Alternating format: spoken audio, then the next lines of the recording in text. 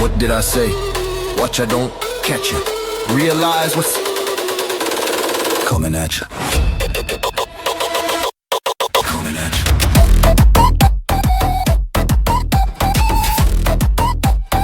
I am his Trey. Coming at you. Step aside.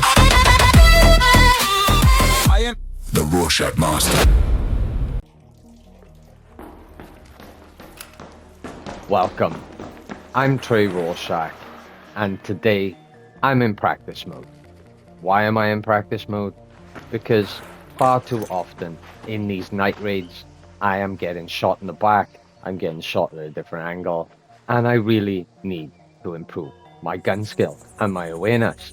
And playing in these PvE lobbies has made me awfully trusting. Far too trusting. So unfortunately, night raids are now shoot on sight. And without having too many gunfights in this game and getting shot in the back more often than not, being on the offensive during the night raid is probably your better option. So I'm here to test out how quick these guns kill, if it's worth taking in rare loot instead of common loot like the Stitcher, for example. So without further ado, let's get into some testing. So we've got the Stitcher here, cheapest option, got 4 attachments on it, 25 round mag.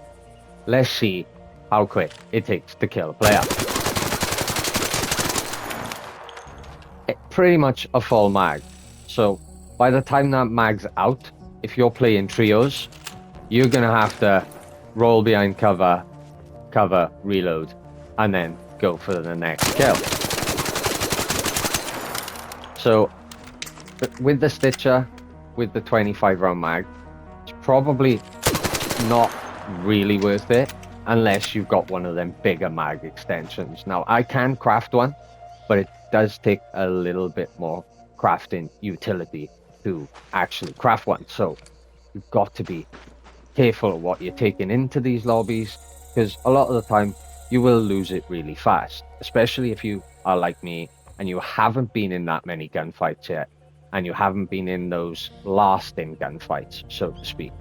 You know, a lot of the time you are shot in the back while you're busy with arc. So the Stitcher, great option. Have the biggest mag available for it would be my suggestion, and have it at least level 3, maybe level 4. That will increase the bullet velocity of the gun, and you'll be able to use it from a bit more of a range away. So that's the Stitcher. If we switch to a different submachine gun, we'll go with the Bobcat. Let's see how the Bobcat does. Let's start this one. Now, the fire rate on this gun is ridiculously fast, and if you hit headshots, you're definitely gonna get that kill rather quickly. As you see there, it does take a while to put them down. Let's start a dummy from the beginning and see how quickly it takes for this. Okay, so 35 round mag, you're left with 7 in the magazine with average aim. That's not aiming completely for headshots, so let's aim completely for the head. Now I missed a lot of shots there, so the vertical grip I've got on this gun is probably not worth it. I would probably look for the horizontal, I think it's the angled foregrip that reduces 40% horizontal. I think that's, for any automatic weapon, I think that's the blueprint you've got to find. Unfortunately, I've only got the vertical grip, which helps quite a lot, but, you know, I think Bobcat versus Stitcher, I think they're about even. And for the price on the Stitcher, to do the Stitcher up to max and put four basic attachments on it, or 4 rare attachments on it, even better, I think it's a cheaper option to take into Stella Montes for a gunfight. It does around about the same job as far as my testing here goes. So let's look at something a little different. Let's look at the Renegade. Grab some ammo for the Renegade. We'll grab a little bit more, because we will actually test the Venator at the same time. So we'll reload both of these weapons, and once I've reloaded the Renegade, I'll switch to the Venator and I'll roll, because that cancels the weapon swap animation and it allows you to swap your weapon a little bit quicker. So during a gunfight, I've got to get used to doing that, because that will really help. So we've got the Venator here. What we'll do, it's got no magazine on it, 10 rounds, so the Venator's rather accurate. So let's start the dummy again, because I don't think he was full health.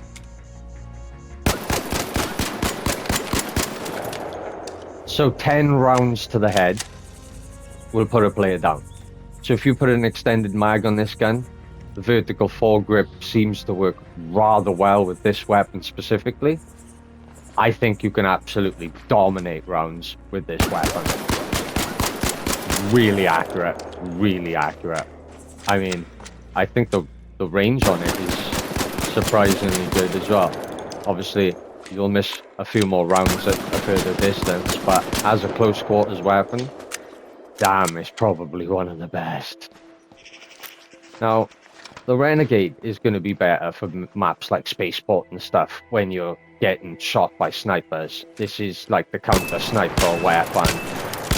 I mean, 5 headshots from a distance. I mean, let's get it even more distance here and see how good it is from behind cover here.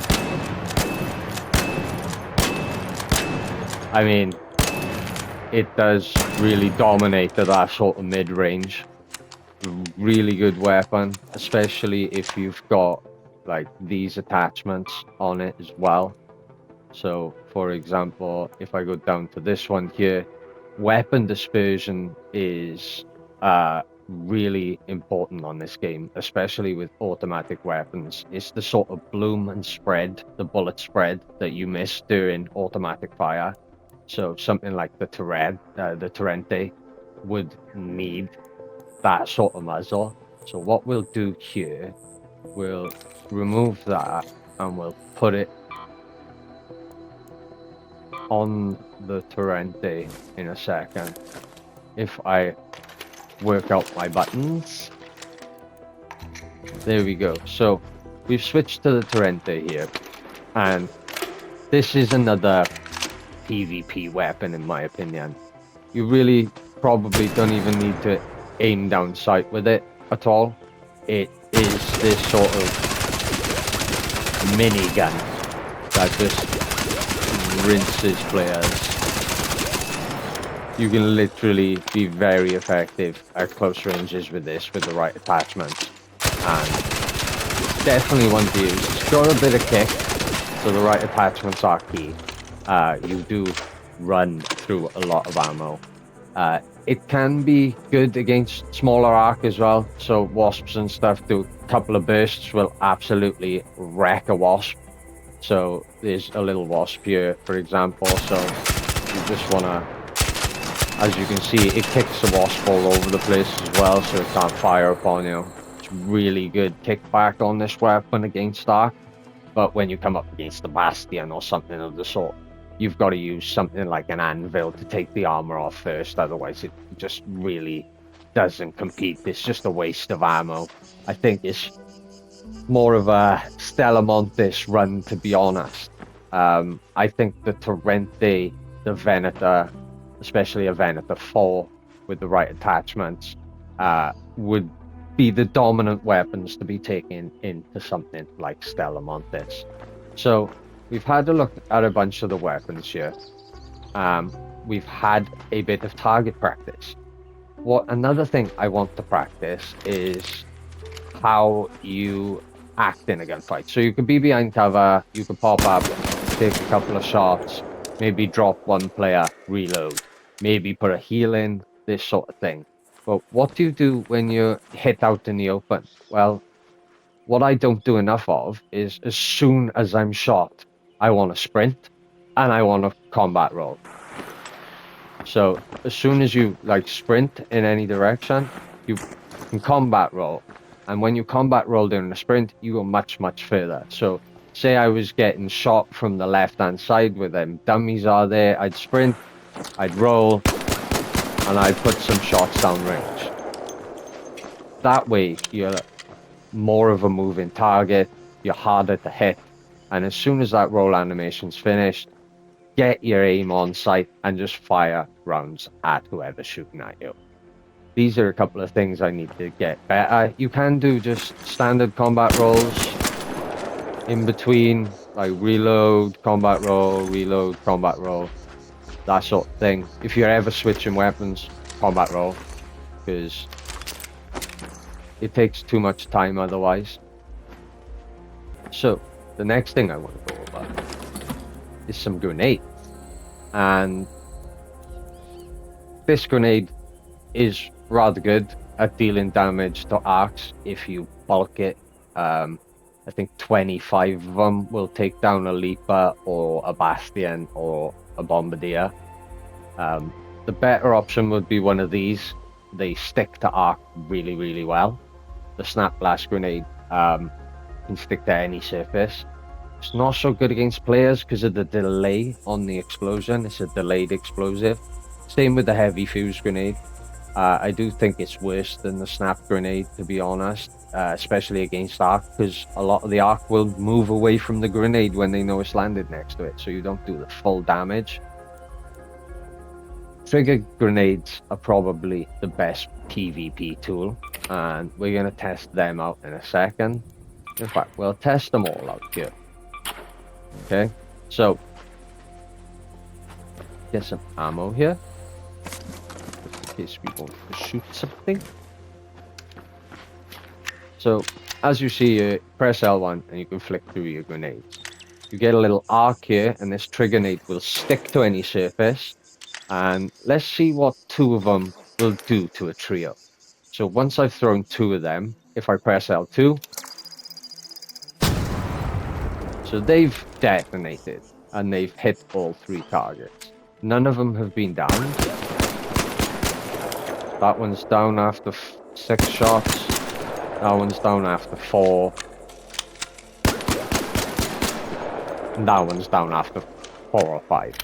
So if you have a 20 round magazine on that Venator and you hit the trio with 2 trigger nades, it will literally only take a magazine of ammo to finish that trio off.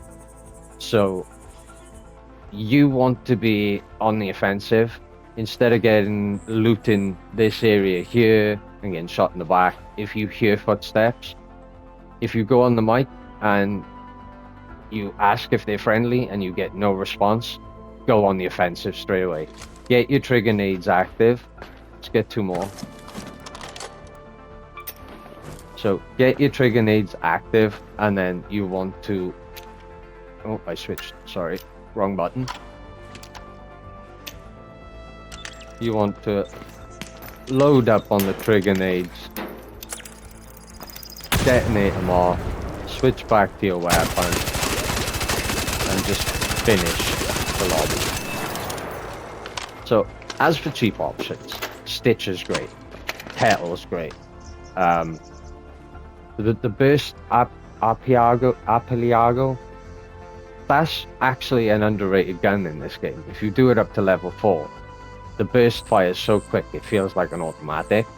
So they would be some of your cheaper options. The slightly more expensive options would be the Torrente, the Venator, the Renegade, those sort of options. And as for high tier options, I think your best is the Tempest. If you've got a good horizontal foregrip, the Bobcat is astonishingly fast at taking shield and health. So we'll give those 2 weapons one more go before I go. So reload Tempest here. Get some ammo for the Bobcat. Switch weapon, roll, reload. See? As you see, it's much quicker than switching weapons. much quicker. So the Tempest here is one of the rarest guns in the game, and this thing absolutely shreds, especially when you get some attachments on it to hold the recoil. But if you're taking the advantage and taking the aggressor moment, this gun is going to be pro. Pair it with the Bobcat with the right attachments as well, and no one's standing a chance. The only problem is how expensive it is to craft, because you've got to expect to lose your gear every game. If you're playing PvP, you've got to expect to lose your gear every game. So you either got to have stacks of it or stacks of resources to create whatever you need. So these are the things that you've got to think about when you transition into PvP. And this is why I've come into practice mode, to practice some of these things. So it's not so easy for someone to wipe the floor with me and absolutely take my loot. So practice your combat rolls, you sprint behind cover, slide behind cover. Slide's really important in this game. You can slide massive distances. So you can get behind cover rather easily. They follow you, you can roll away. I am not very mobile in this game at the moment. I have got the skill tree up rather decently now as well. I'll be doing another video on that very soon, because that's very important for PvP also, how you improve your skill tree. You can always reset your skill tree as well if you're playing more PvP. Maybe have less lootable perks and have more stamina building, stamina saving perks on that skill tree. So that has been a practice video from me. This has been a training ground video. If you have enjoyed it, if it has helped you in any way, please like, subscribe, share the video, and I will catch you in the next one.